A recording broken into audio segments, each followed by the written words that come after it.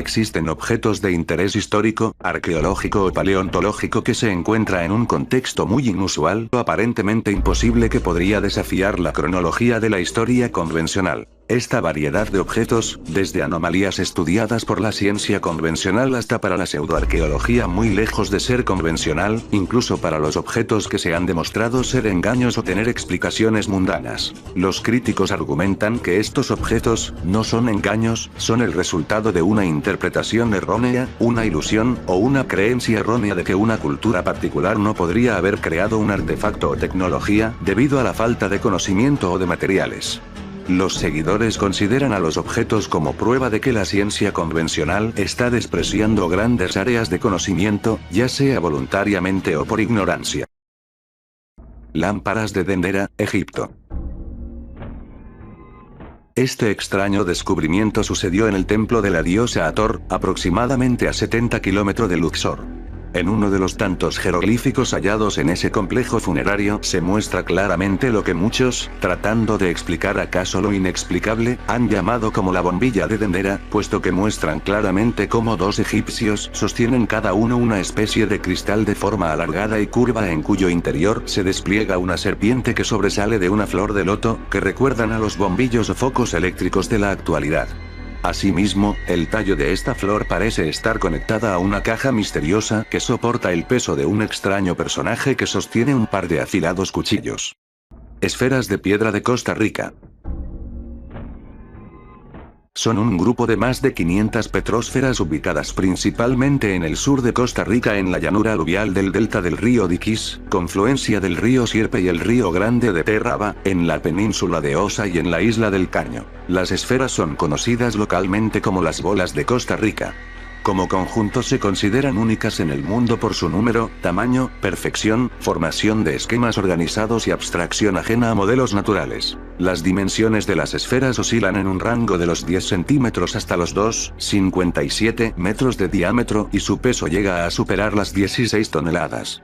La mayoría están hechas en piedras duras como granodiorita, gabros y algunas pocas en caliza.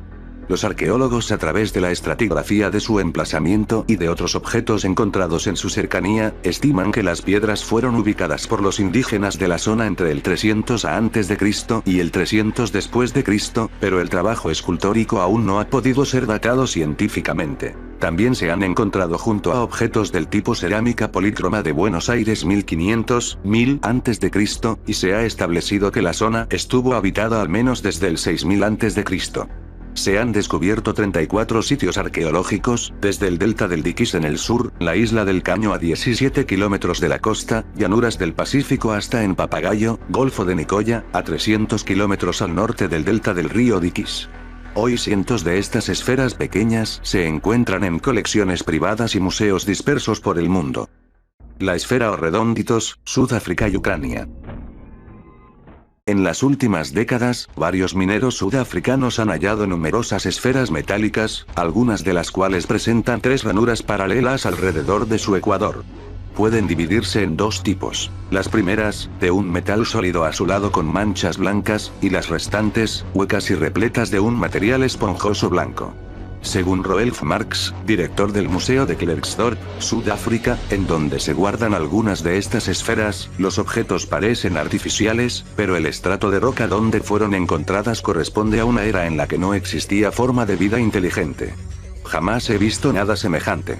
El científico señala que los depósitos en los cuales se produjo el hallazgo se formaron por sedimentación hace unos 2.800 millones de años, resultando de ellos un mineral bastante blando en comparación con el de las esferas, ya que su dureza es tal que no puede ser rayada por el acero.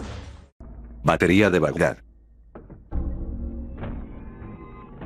En 1938, un arqueólogo austríaco, el Dr. Wilhelm König, estudió un objeto de culto depositado en el fondo de los sótanos del Museo de Bagdad. Se trata de un vasito de terracota de 15 centímetros de altura por unos 7,5 centímetros de diámetro. Emergiendo del tapón bituminoso, una varilla de hierro está insertada en el interior de un cilindro de cobre y aislada de él por un tapón de asfalto en su base, siendo el cilindro de cobre soldado con su capucho por una aleación plomo/estaño.